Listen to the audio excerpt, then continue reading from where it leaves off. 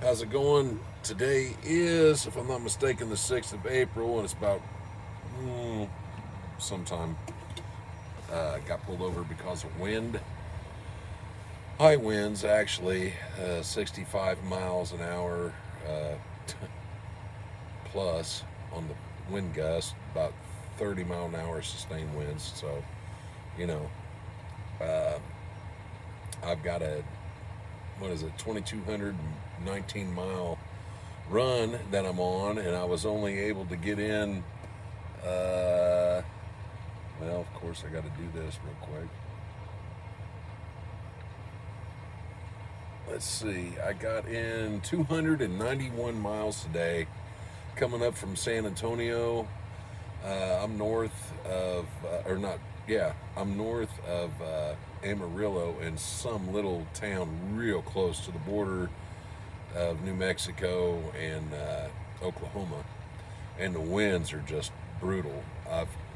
I need to look at my BOLs, bill of ladings, again to see. I got three different BOLs, but all the weight and all the information is exactly the same. So I've either got about 40,000 pounds or I've got 19,000 pounds, and it feels like 19,000. This wind was just. I was on the highway. As a matter of fact, let me just see exactly where I'm at because I don't want to lead you guys astray. Uh, Opening up Trucker Path. Every trucker should get a subscription to Trucker Path. Whichever level of subscription you want to get, I suggest you guys get. I've got the basic one. I've still got 1,454 miles to go. I drove 441 miles yesterday, 291 miles today. And yesterday, I mean, I literally drove until dusk and got up to someplace in Texas at a nasty, nasty TA. I don't know what it is about these truck stops and these companies that say they're travel. Stop calling them travel centers. Uh, get rid of the gasoline. Just sell diesel only. That would help us out a lot if you guys would do that. And bring back mom and pop diners. That would help out a lot. Anyway, there I go on a tangent. Sorry. I am currently okay. There we go. I am currently, Dumas, Texas, or Dumbass, Texas, however you want to call it, Dumas. Uh, I'm at the Loves, and thank God I was able. There's a couple other places. I can't remember what it's called. I've never heard of them until today. Is it Centric or Syntec or something? I don't know who owns the chain, but I've seen a few of them, and unfortunately, Trucker Path needs to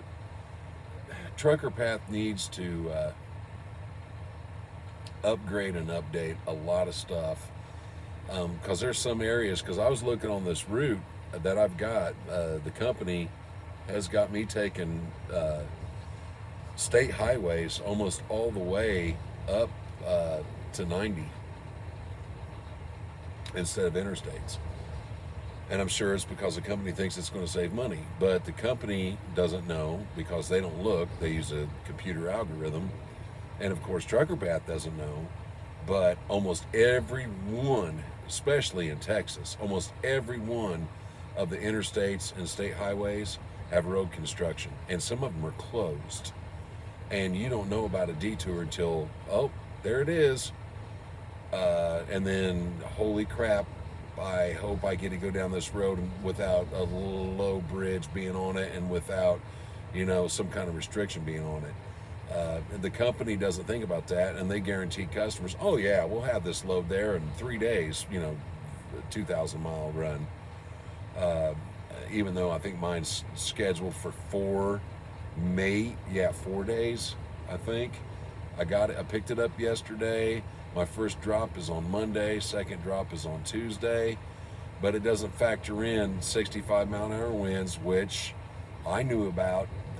There's a huge winter storm and huge front coming in from the west coast. It's going to be hitting the Rockies today, and then it's going out into the Great Plains later today, and then it's going to just blister the Midwest and the Ohio River Valley, Mississippi River Valley, with thunderstorms and high winds and all kinds of stuff. And then when it hits the East Coast, it's just going to be just like it was last week and earlier this week. It's just going to be bad. We're in that chain right now with La Nina being the way it is. It's cyclical. You know, it's not anything that man's done. It's weather, water vapor and sun, winds, gravity, all of that stuff play into it. Anyway, I digress. But 287 all the way up. Let me see. Where in the heck am I at? I got to go to Boise City. Past the 160, past 50, on up 287, all the way up to Kit Carson. Yep, it's still 287. Still 287. All the way to Limon, Limon. I don't know what that is, but that's where I pick up 70. And then at 70, I take it up through Denver. Let me back out of this. And then in Denver, and there's another nice one too. Denver's got all this interstate stuff going on. So if you want to go north on the interstate past the airport, you got to go south, go over the highway, go down a ways, turn around, and go back up north in order to get going the right direction to get the hell away from Denver on 25. And I'm going to be taking 25 all the way up. This is this is the first time I've ever been to the Northwest, so I get to go see Wyoming. I've been through the southern edge of Wyoming on the 80. I've never been up on 90. I've never been up through Montana, and I've never been to Idaho or Washington. Well, my load's going to Washington. I'm delivering in Spokane on one drop, and then just outside of Tacoma on the other drop. So that ought to be pretty cool. But the bad thing about it is that there's a bunch of snow, wind, and rain, and all kinds of stuff that is going to be affecting this trip. This trip should have actually been planned. You know, a reasonable planner and a reasonable company with a good business model would factor in and tell the drivers it's factored in so they're not stressed out. That, you know, a trip like this, just like the very first one I ever did out of trucking school with a different company, all on a reefer, you know, there was 5 days built in for this load to go from where they picked me up in Indiana all the way to Southern California at, what is it, Riverside? Riverdale? Riverside? So they actually got it. They got it.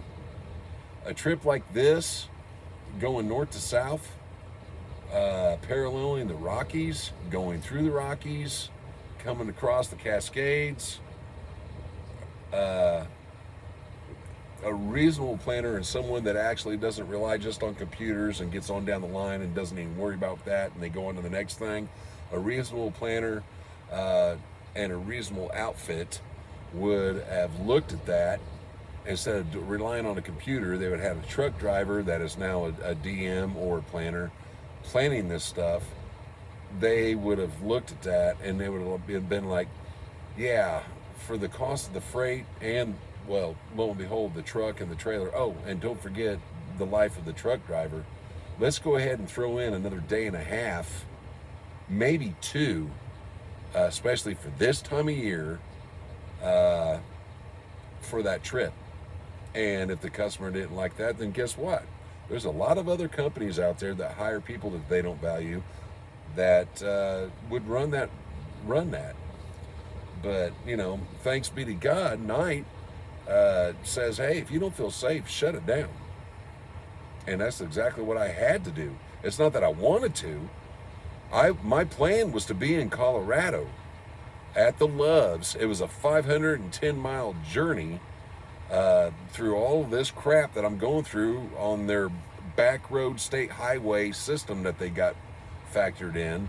I was planning on being in Colorado.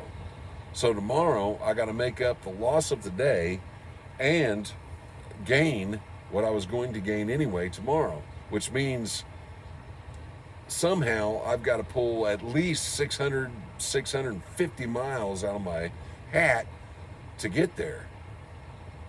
Can I get there in six? No. I've had my best day that I've had since I've been here, and nobody knows how I did it, and I'll never tell them. 648 miles in one day. I'm not telling. But yeah, 648 miles in one day. I had a hell of a tailwind. But, you know, the customer wants their freight and they want it to work. Okay, I'll make sure it gets there and I'll make sure it works. Well, once they get it out of the trailer, I'll make sure it gets there and it's not damaged. How's that? Because I don't know where it was made, so it might be bad out of the box. I don't know. But at any rate,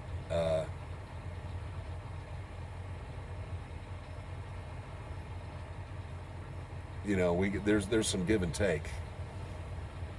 There's some give and take. First of all, who's the generator of revenue, of profit? Who creates the profit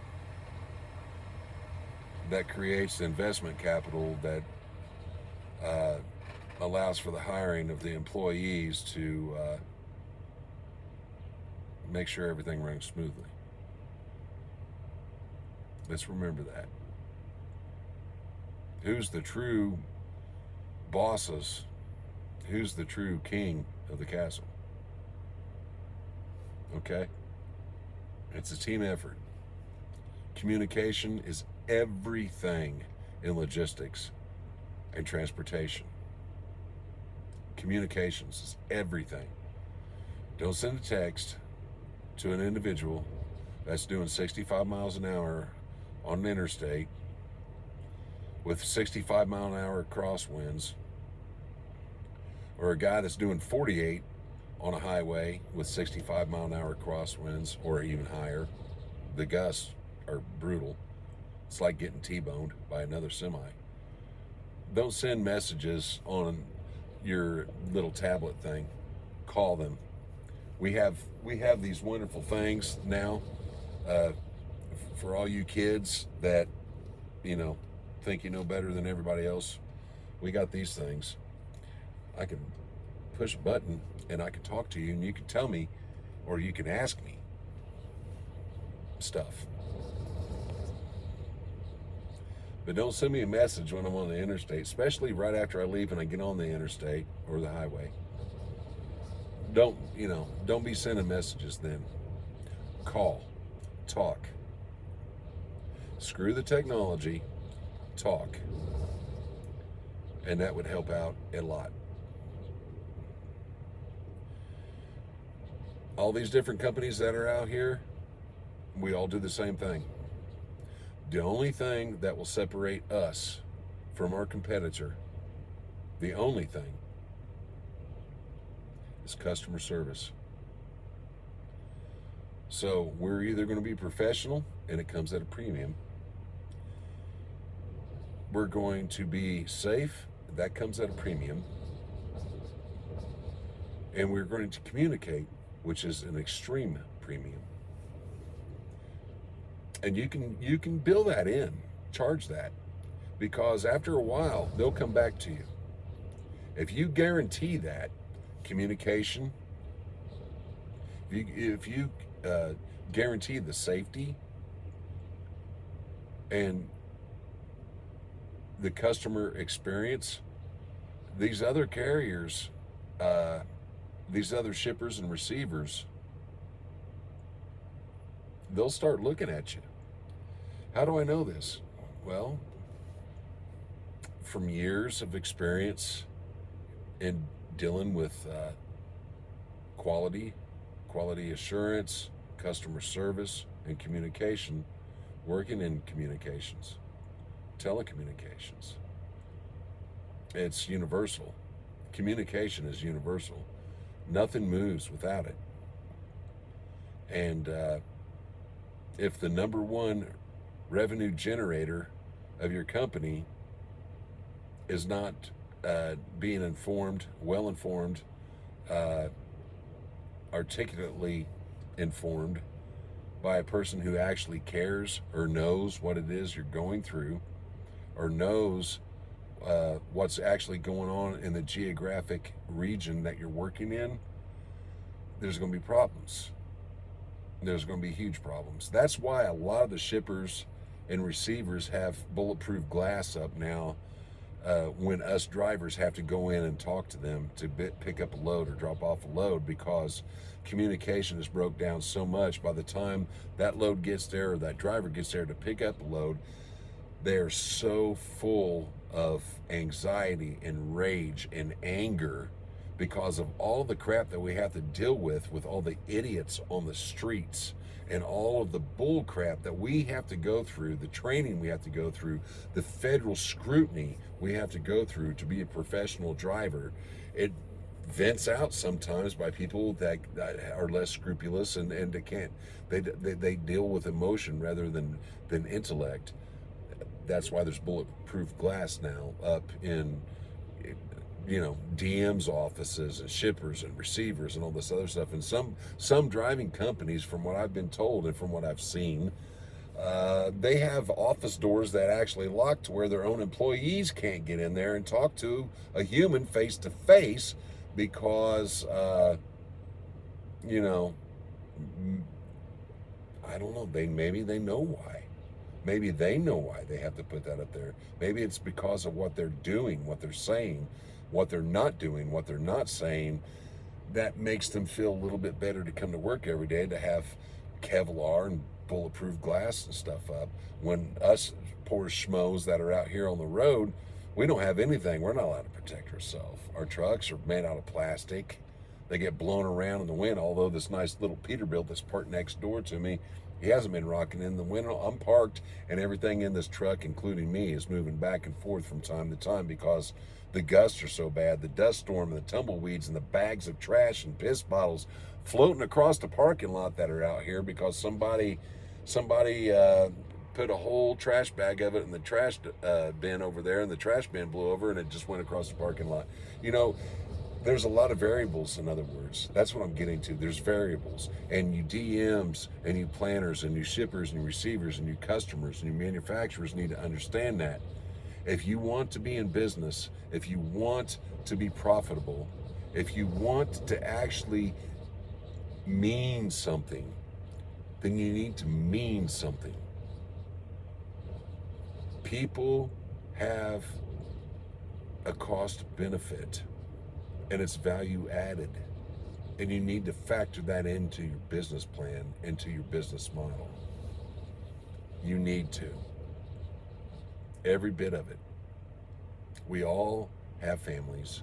We all have a life. A lot of drivers live in their trucks because they don't have one, because they've been so mistreated for such a long time. They don't have anything except the truck.